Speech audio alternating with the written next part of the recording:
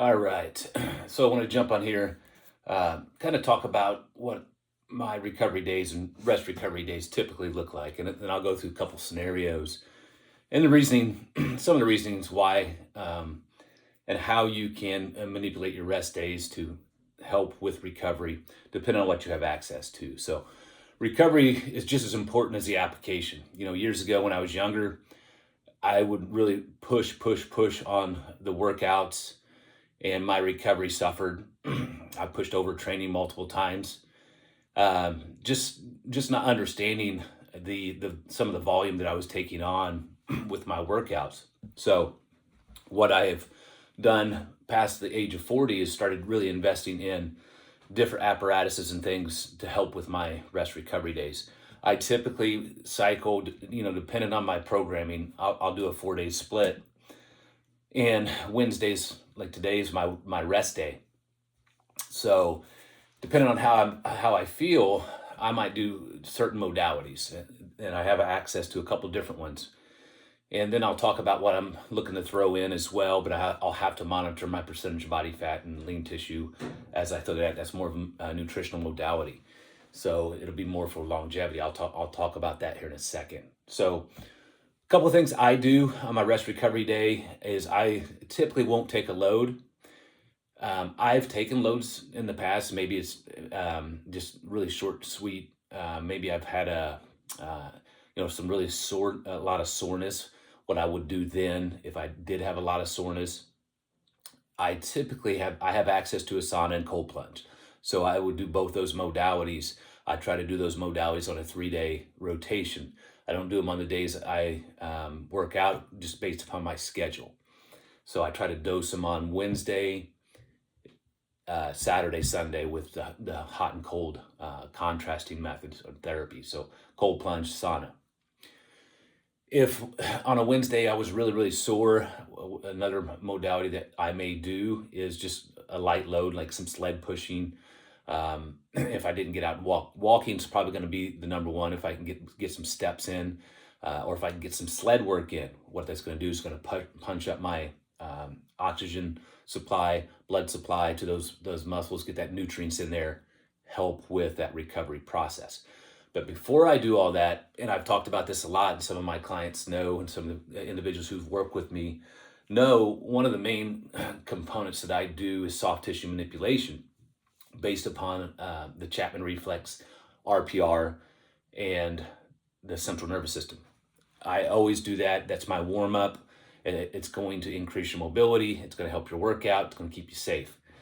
If you've seen, and you may have not, I'll find some videos, but if you've seen some videos of professional athletes rubbing through, they're doing diaphragm work, sternum work, that is a part of RPR. RPR is a technique that will keep you, that addresses your central nervous system first, then movement.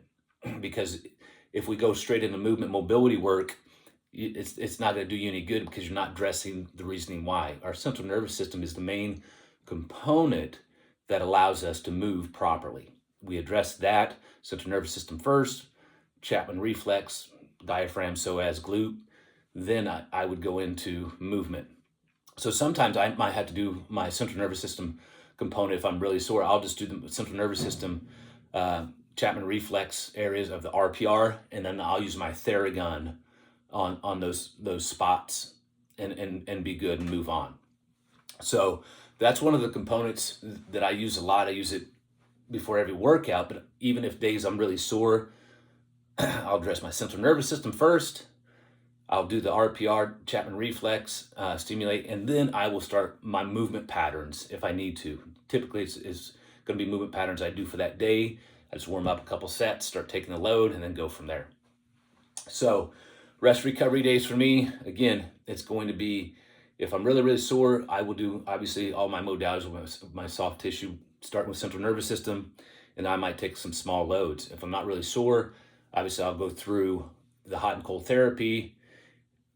When I'm in the cold therapy component, I will obviously use my breathing, address my central nervous system, and then off to the races for my day. The thing that I'm looking to add in is more of a nutritional component. I just have to monitor on my recovery based upon my volume is throwing a full 24-hour fasting day into my routine. I've not done that in the past just based upon energy expenditure, and I didn't want to mess with that. Wednesdays are the days that I have off. I'm going to start adding this more for a longevity component because of the health benefits. It allows your body to obviously clean itself out from a digestive standpoint, and from a cellular standpoint, it cleans out some of those bad cells. So it is a tool that you can implement. But I would recommend, if you choose to do that, make sure your loads are not very high that day, or no loading that day, and your activity level may be stable, so you don't have to hit your 10,000 steps. I will do that and monitor, because I don't want to start tapping into my lean tissue and impact my Thursday workout. So we'll see. I'll play around with it and let you know. I think I'm going to start that here in another week or so. And I will dose that every Wednesday. I'll do a 24-hour fast. That's going to be more for longevity, not necessarily anything to do with percentage of body fat, anything to do with dropping weight. It's 100% a longevity component. So it's going to allow, from an intercellular component, the bad cells will be disregarded from the good cells, and it is a longevity and some insulin response as well. So those are the days that, and how I use my recovery days. Recovery is important. Obviously, I monitor my sleep as well.